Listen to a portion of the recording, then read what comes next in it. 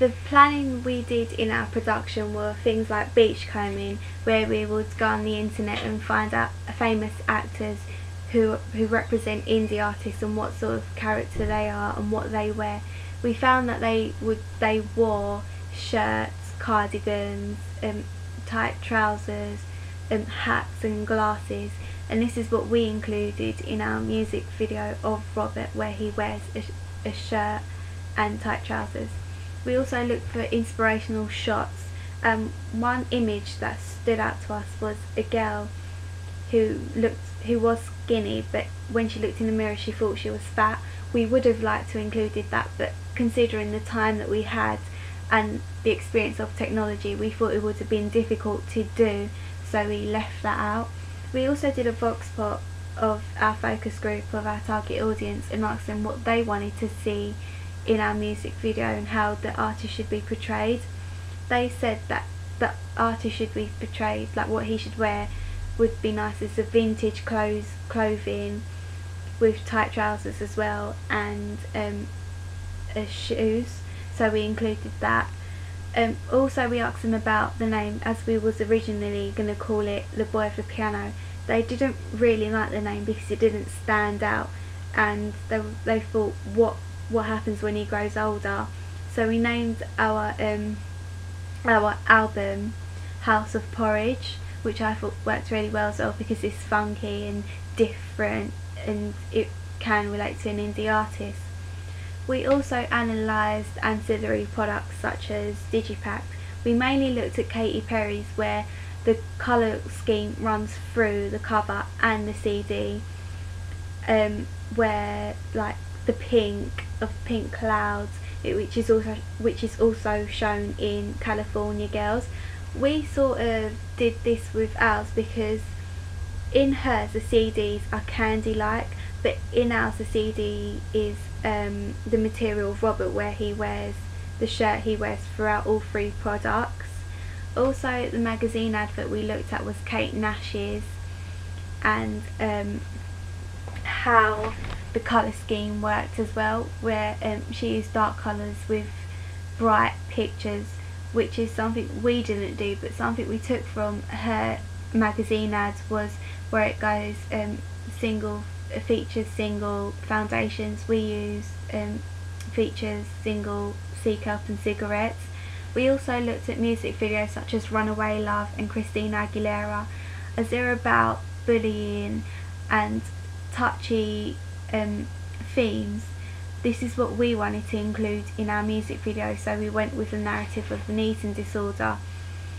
Because it is a slow-paced song, we wanted the audience to sympathise with our character, and which is something that from our feedback said that this worked really well. The successful parts of our production was, what our audience said, was that the narrative worked really well and how it was separate, like the narrative and the performance was separate, and how it joined up at the end. They thought that worked really well because they wasn't expecting that to happen, and it worked well because it wasn't too cheesy as well. Also what worked really well was that the pan, when it was out of focus and went into focus off the piano, and how it matched Brigitte when she was lying in bed, worked really well. They also liked the cold opening, which is something we asked our target audience if they would like to see that, and they said yes, so we included that in it. They also liked the split screen where two shots were put into one frame. They thought that worked really well because it just shows how she's trying to hide herself. They liked the digipack and the magazine ads. They said that all throughout the colour scheme worked really well with the black, white and brown, and also the funky writing represents Robert and how he's an indie artist. Things that they didn't like were the CD. It didn't really go with the digipack because it was a different colour and different sort of material to what we saw in the digipack, with him being all funny. That is another thing. Hannah and Arisa said that they didn't quite get him because in the magazine ad he looks more sophisticated, and in the music video looks more sophisticated, but in the digipack he shows a different side to him, and they thought that we should have included that all throughout. And also with the 4 Polaroids, we got that idea from the digipack of the gorillas, which I thought worked really well. Considering reaching our target audience, I think we did reach our target audience through, because it's about the target audience is indie, and we sort of related the costumes of Brigitte and Robert as well, and also Robert's voice is sort of an indie artist voice, and him playing the piano, most indie artists do have a music instrument, which is mostly sometimes guitars, but in ours we chose a piano.